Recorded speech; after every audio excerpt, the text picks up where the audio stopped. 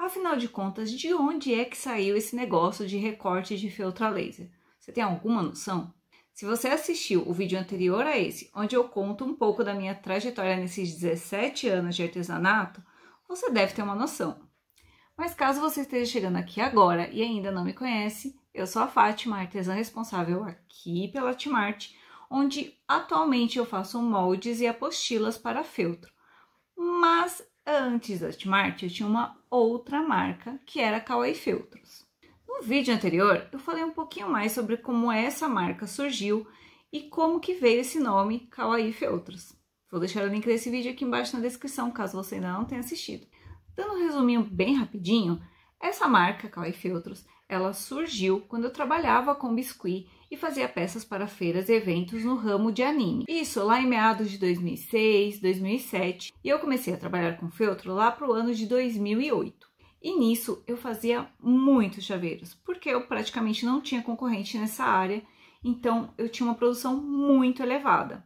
E como eu contei lá no outro vídeo, foi nessa época que eu comecei a estragar os meus pulsos devido a essa alta produção. Mesmo tendo duas vizinhas me ajudando, eu fazia muita parte de costura e corte e isso acabou me prejudicando ao longo do tempo. Nesse outro vídeo, eu também contei que eu fiz um curso chamado Empretec, que é um curso aí conceituado dentro do Sebrae que forma empreendedores. Nesse curso eu conheci diversos empreendedores de diversas áreas, o que era muito bacana. E durante esse curso eu tive várias conversas onde esses outros empreendedores tentavam me dar ideias de como eu conseguiria aumentar a minha produção. Mas tinha um pequeno problema. A minha pedrinha no sapato não era a costura, era o corte. Eu demorava muito tempo para fazer os cortes das minhas peças, e eram muitas peças. E eles trouxeram um questionamento. Fátima, será que não existe uma máquina que possa cortar esses feltros para que você possa agilizar a sua produção?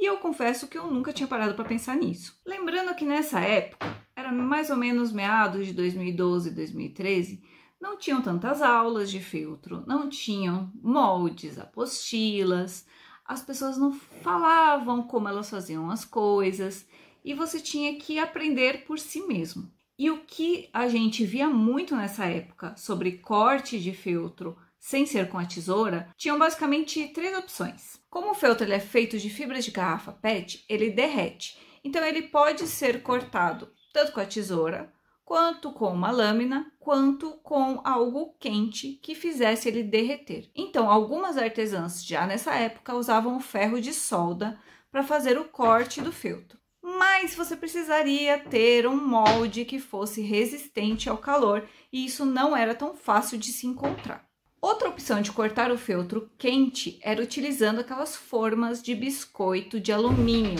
Lembra dessas forminhas? Pois é, muitas artesãs nessa época esquentavam essas formas na boca do fogão e colocavam no feltro para derreter em volta e fazer os cortes. Sabe como se estivesse cortando massinha de biscoito mesmo? Mas era em cima do feltro. Só que essas duas técnicas tinham um problema. O corte feito dessa maneira deixava o feltro queimado em volta e o acabamento ficava grosseiro.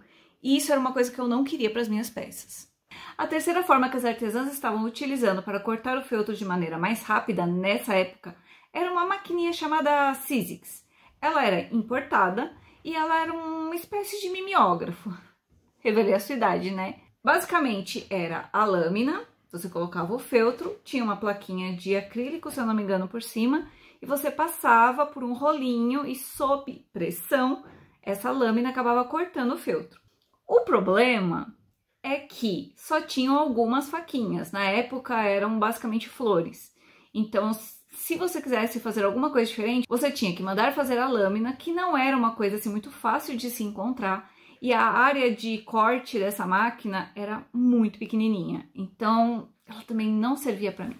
E sério, eu rodei a internet procurando alguém que pudesse fazer corte de feltro para mim.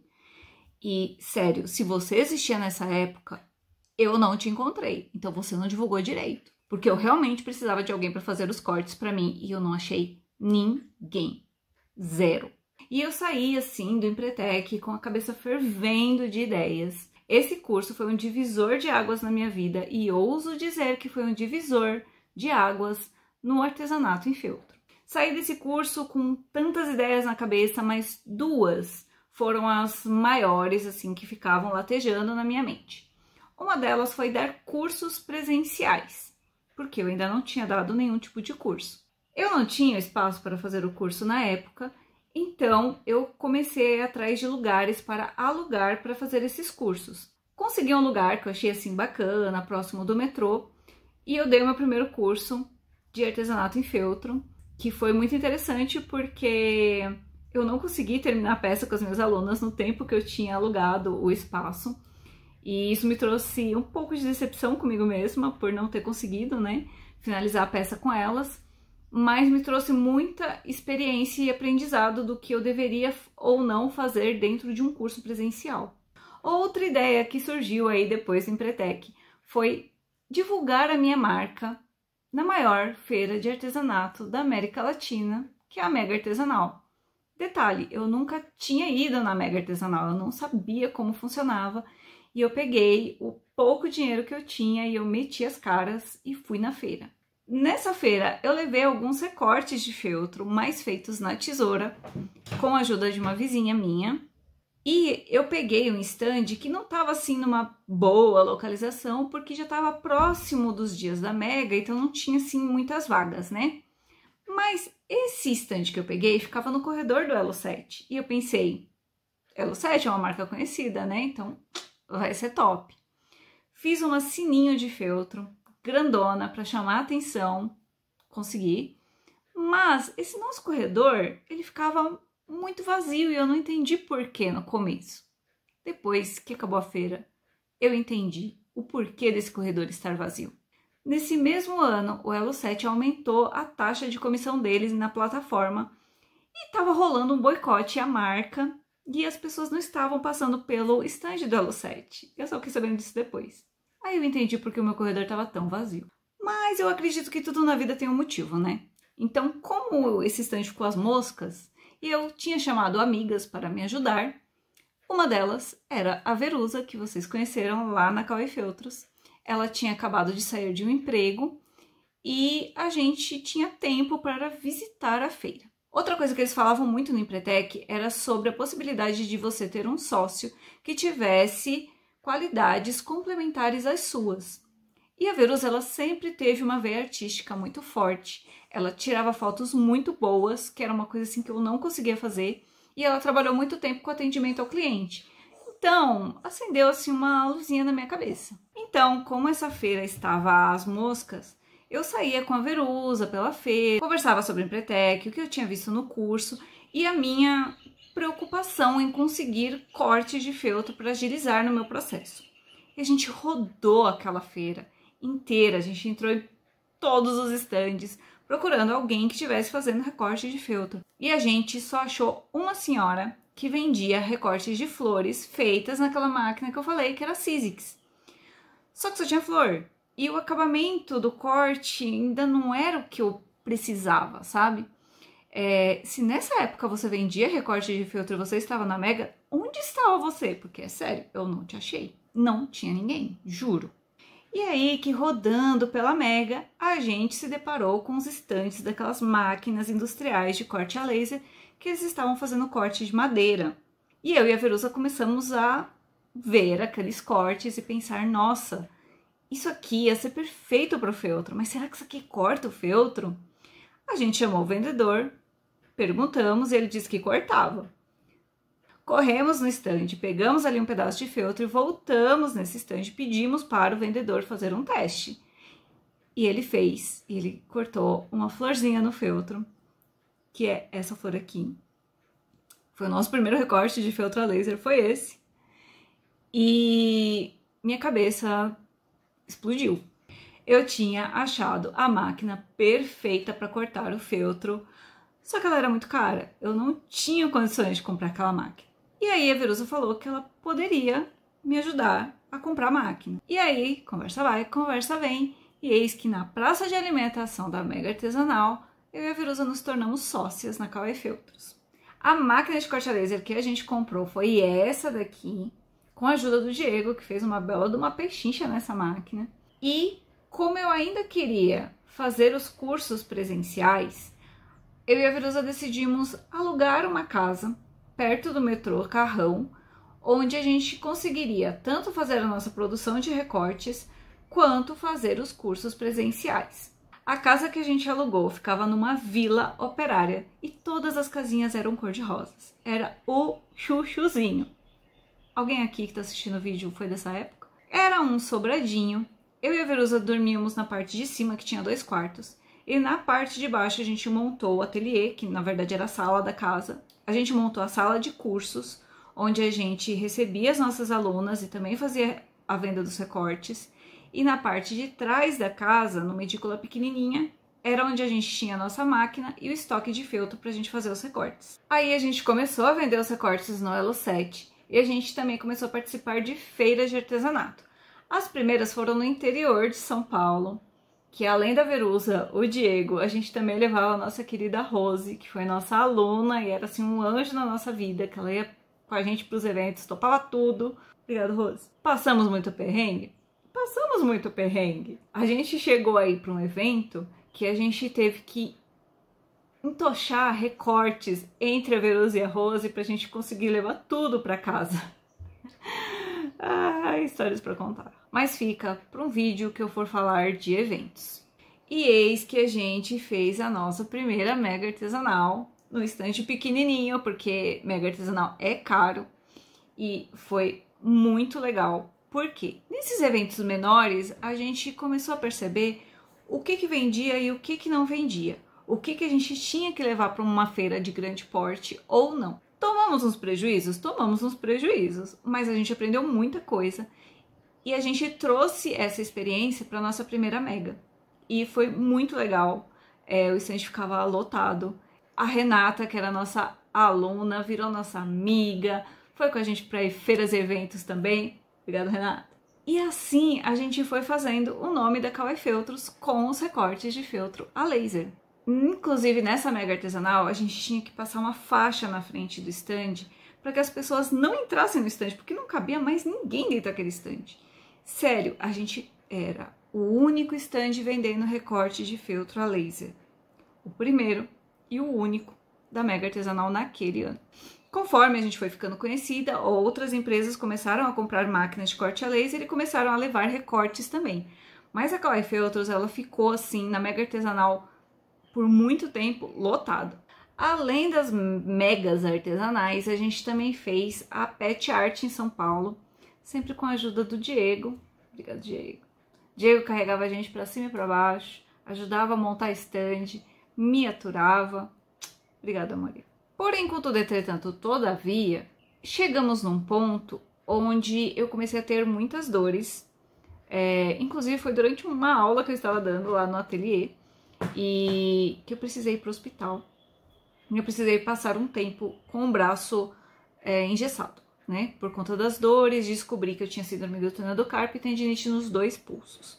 Na Kawaii Feltros, como é que eu e a Verusa dividíamos ali os trabalhos? Como a gente só tinha uma máquina e a gente vendia no Elo 7, fazia os cursos e fazia feiras e eventos, a gente estipulou tarefas para cada uma. Então, a Verusa cuidava da loja e do atendimento ao cliente e eu cuidava de feiras e eventos. Então, enquanto a Verusa estava usando a máquina para fazer os recortes da loja, eu estava fazendo coisas de planejamento ou resolvendo outros assuntos. Quando ela não estava mais usando a máquina, eu ia para a máquina e começava a fazer os recortes que a gente levaria para as feiras. E aí, quando começaram as minhas dores, eu tive que ficar engessada. Foi um período assim muito difícil para mim, porque eu queria trabalhar, não conseguia. E estávamos em vésperas de mega artesanal, se eu não me engano foi a última mega que eu participei, como dona do stand.